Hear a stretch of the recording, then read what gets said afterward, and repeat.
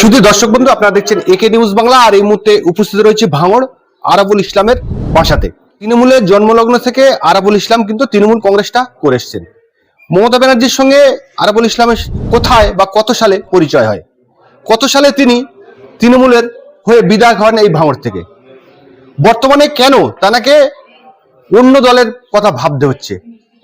2026-এ আরাবুল ইসলামকে হয়তো তৃণমূলের নেতা আর বহু মানুষ বলবে না, বা আমরাও বলবো না, কেননা মানুষ ইতিমধ্যেই বুঝে গিয়েছে যে 2026-এ আর কয়েকদিনের মধ্যে আরাবুল ইসলামের নতুন কি পরিচয় হতে চলেছে।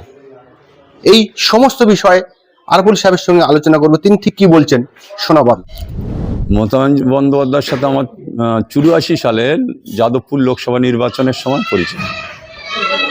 তারপরে তৃণমূল দল গঠিত হওয়ার পর থেকেই আমি তৃণমূলের প্রতিষ্ঠা, আমি এখানে একদম তৃণমূল গঠন হওয়ার পরে থেকেই আমি পুরো দায়িত্ব ছিলাম। তখন লোক ছিল না তো তৃণমূলে আসার মতো। ভাঙড় থেকে তখন 10 জন 15 জন লোক বেরোতো। তারপরে আমি প্রতিটা অঞ্চলে বসে বসে আমি লোকজন রেডি করে, তারপরে এখন অরূপভদ্র ছিল জেলায়, তার নেতৃত্বে আমরা যেভাবে লড়াই করেছি ভাঙড়ে, একটার পর একটা লড়াই হয়েছে। তারপরে জনস্রোত বেরিয়ে এসছে মানুষ। সিপিএমের ওই সময়, এই যে 98 সালে ওই সময় যেভাবে মানুষ আমার সাথে বেরিয়ে এসছে, শুধু আমি বলে মানুষ আমার সাথে বেরিয়ে এসছে, তার লড়াই হয়েছে। তারপরে 2001 সালে আমি টিকিটের জন্য মমতা বন্দ্যোপাধ্যায়ের কাছে আবেদন করলাম, দিল্লি গেলাম অরূপভদ্র আর আমি 2001 সালে। বললো না, এবারে আমি ছাত্রদাকে টিকিট দেবো, তুই পরে পাবি। তা যাই হোক, সেবারে ছাত্রদা 2001 সালে টিকিট পেলো। খুব লড়াই হলো, হাড্ডাহাড্ডি লড়াই হলো, 11,000 না কত হতে হারলো ছাত্রদা। তারপরে 2006 সালে আমাকে টিকিট দিল।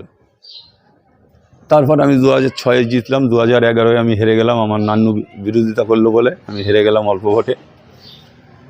তারপরে 11 থেকে 13 সালে আমি 13 পর আমি 3বার পঞ্চায়েত সমিতিতে আমি কন্টেস্ট করেছি। আমি পঞ্চায়েত সমিতির সভাপতি 2বার, একবার পঞ্চায়েত সমিতির যেহেতু রিজার্ভ সিট ছিল বলে সহসভাপতি। এখনও রানিং সেই অবস্থায় আমি আছি। তারপরে আমার পঞ্চায়েত নির্বাচন 2023, অনেক ঘটনা ঘটলো। ক্যানিং থেকে লোক এনে এখানে গুলি চালালো, এখানে গুলি চালিয়ে মারা গেল। তারপরে তিনজন মারা গেল। তারপরে আমাদেরও তিনজন মারা গেল। এই 6 জন মারা গেল। সেই সময়টায় আমার একটা বিরাট কষ্ট হয়েছিল যে ভাঙড়ের মাটিতে কোনো দিন আমরা ভোট করতে গিয়ে মানুষ খুন হয়নি। অন্য ব্যাপারে হয়েছে, পারিবারিক ব্যাপার বা গুলোগুলির ব্যাপারে মারা গেছে, তাই বললাম। কিন্তু দলের নির্বাচন করতে গিয়ে কেউ মারা গেছে এরকম কোনো ঘটনা ঘটেনি ভাঙড়ে। অনেক ঘটনা ঘটেছে। পাওয়ার গ্রিডের ঘটনা, সেটাও আপনারা জানেন যে পাওয়ার গ্রিডে প্রায় 5 জন মারা গেছে। তো এই ধরনের ঘটনা ঘটেছে, কিন্তু একেবারে অ্যাকচুয়ালি রাজনৈতিক সংঘর্ষ হয়নি, যেটা 2023-এ হয়েছে। 2011 সালের পরে আপনি হেরে গেছেন বলে আপনাকে আর টিকিট দেওয়া হলো না। যদি মমতা ব্যানার্জি এই কথা বলে যে আরাবুল হেরে গেছে, তাহলে তো তিনি নন্দীগ্রামে হেরেছেন। যদি বলেন যে আরাবুল দুর্নীতি করেছে, তৃণমূলে বহু দুর্নীতি রয়েছে, তাহলে আপনার কি কোনো জায়গা থেকে মনে হয় না যে মমতা ব্যানার্জি আপনার সঙ্গে চরম অন্যায় করেছে? সে তো করেছে, আমি তো সেটা জানি, সেটা করেছে। উনি ওনার দল, ওনাদের 2 মায়ে বেটার দল, এই দলটা ওনারা যেটা যারে মনে করবে, একজন ক্রিমিনালের টিকিট দেবে, একজন গুন্ডারের টিকিট দেবে। আরাবুল ইসলাম ক্রিমিনাল না, গুন্ডাও না, দল করতে এসে কেস খেয়েছে ওনার জন্যে। ওনার নির্দেশ আদেশ মানতে গিয়ে কেস খেয়েছে। সেই নির্দেশ আদেশ মেনে আরাবুল যদি ক্রিমিনাল হয়, সেটা আরাবুল হয়েছে, সেটা কিন্তু ভাঙড়ের মানুষের চোখে কোনো দিনই আরাবুল ক্রিমিনাল কেউ বলতে পারবে না, একটা ভাঙড়ের মানুষ বলতে পারবে না।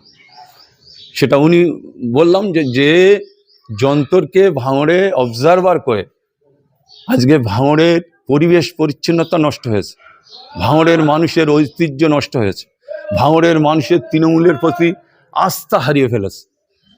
একদম এখানে 100% তৃণমূলের লোকেরা আর তৃণমূলটা করতে চাইছে না।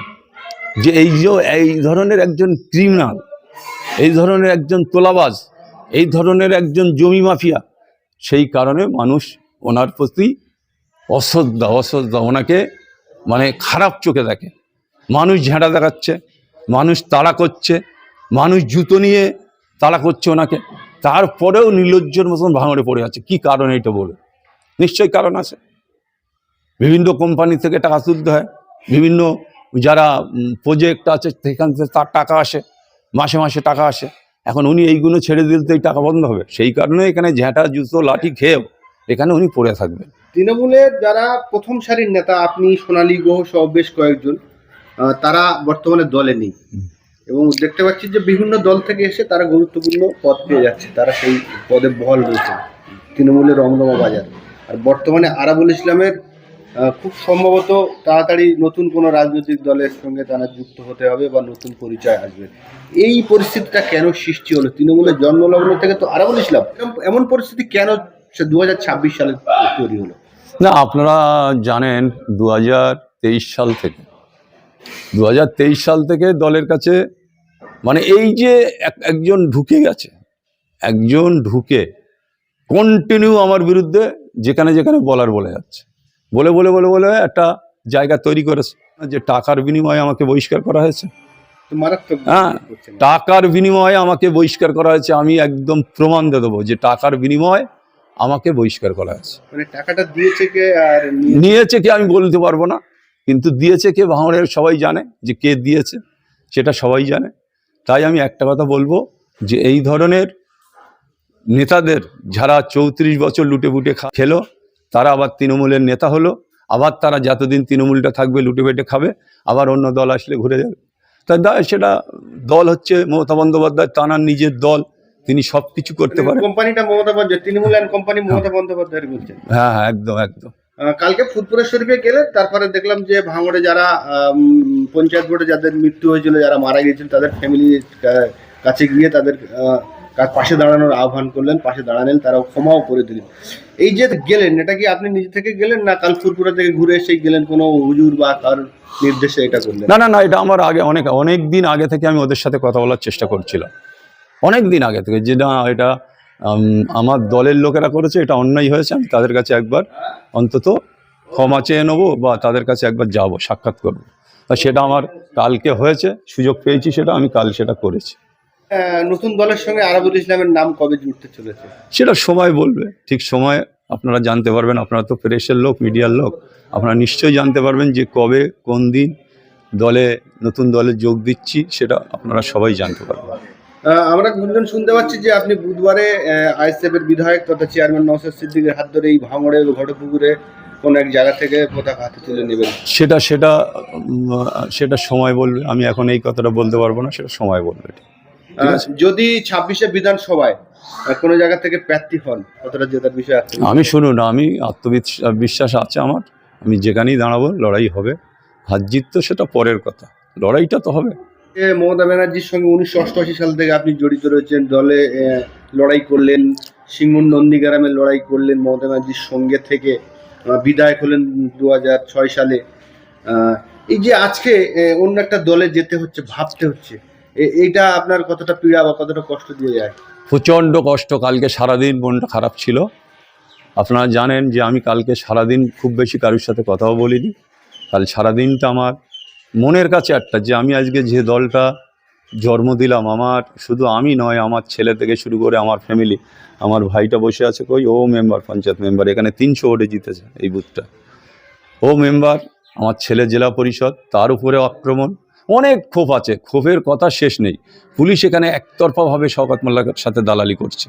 আমার ছেলে মার খাচ্ছে, আমার ছেলের নামে কেস, আমি মার খাচ্ছি, আমার নামে কেস, আমার গাড়ি ভাঙছে, আমার নামে কেস। এই যে পুলিশ রাজ চলছে সারা রাজ্যে, এই পুলিশ রাজটা বন্ধ হওয়ার দরকার আছে, না হলে বাংলার মানুষ আগামী দিনে মানে রাস্তায় নামবে। মমতা ব্যানার্জি তিনি রাফ অ্যান্ড টাফ রাজনীতি করেন, আমি ছোট থেকে দেখে এসেছি। সূর্যকান্ত মিশ্রকে টার্গেট করে হারিয়েছে, অধীর চৌধুরীকে টার্গেট করে হারানো হয়েছে, মোহাম্মদ সেলিমকে টার্গেট করে হারানো হয়েছে। সেই জায়গায় আমরা ভেবেছিলাম যে 2026 সালে নওশাদ সিদ্দিকীকে এই জায়গা থেকে টার্গেট করে হারানো হবে, সেই পরিস্থিতি তৈরি হয়েছিল। অভিষেক বন্দ্যোপাধ্যায় বলে যে ভাঙড় আমার চাই, সেই জায়গায় আপনি এবং কায়সার আহমেদ বেরিয়ে গিয়ে কার্যত নওশাদ সিদ্দিকীকে ভাঙড় বিধানসভা জেতার বিষয় একদম আত্মবিশ্বাসী করে দিয়েছে। 100% নওশাদ সিদ্দিকী জিতবে, শুধু জিতবে নয়, লক্ষাধিক ভোটে জিতবে। আমি বলেছিলাম 2019 সালে যখন মিমি চক্রবর্তী আমাদের যাদবপুর লোকসভার ক্যান্ডিডেট হয়, আমি সেদিন ভোজেরহাটের মাঠে অরূপ বিশ্বাস, অনেক মন্ত্রীরা এসেছিল, সেখানে দাঁড়িয়ে সবার কাছ থেকে বক্তব্য শুনে মিডিয়ারা আমার ছেঁকে ধরেছে যে পরিস্থিতি কী আরাবুলদা। তা আমি বললাম যে আমরা লক্ষাধিক ভোটে মিমি চক্রবর্তীকে ভাঙড় থেকে জেতাব। সবাই হেসেছিল সেদিন, যেদিন অরূপ বিশ্বাস হেসে আমার জড়িয়ে দেশ বল তুই এইসব উল্টোপাল্টা বলদিস। আমি বলি অরূপদা তুমি জানো না, তুমি আর আমি একই কলিগ, তুমি জানো না ভাঙড়ের পরিস্থিতিটা কি। আমরা যখন ভোট গোনার দিন বেরিয়ে গিয়ে সোজাই অরূপ বিশ্বাসের ওখানে গেলাম, ওখানেই ভোট গোনা হয়েছিল পাশের কেন্দ্রে। এবারে 1,11,600 ভোটে জিতেছি, বাংলায় শুধু ভাঙড়টাই দেখাচ্ছে। তা অরূপ বিশ্বাসে এবারে গেছি, তা ওই অবস্থা আমার জড়িয়ে ধরে বলে তুই পারিস আর তোর হিসেব। আমি বলি আমি শুনুন, আমরা দল করা, মাটির থেকে দল করা লোক, আমরা বুথ স্তর থেকে দল করা লোক, আমরা কোন বুথে কি হতে পারে বলে দিতে পারি। ভাঙড়ে 200-300 মতন বুথ আছে, আমরা প্রতিটা বুথের মানে একা ধরে ধরে বলে দেবো যে কোন কোন বুথে আমরা হারতে পারি, কোন কোন বুথে আমরা জিততে পারি, সেটা অভিজ্ঞতা আমার আছে। সেই কারণে আমি বলেছি যে আমরা লক্ষাধিক ভোটে জিতবো। 1,11,000 ভোটে আমরা জিতেছি, বলুন এইবার কি দেবে। তো এইসব হয়। আবার আমি বলছি ভাঙড়ে নওশাদ সিদ্দিকী লক্ষাধিক ভোটে জিত। আজাদ জাকিরুল্লাহর সঙ্গে যখন আপনার ট্যাসেল হয় তখন আপনাকে সাসপেন্ড করেছিল।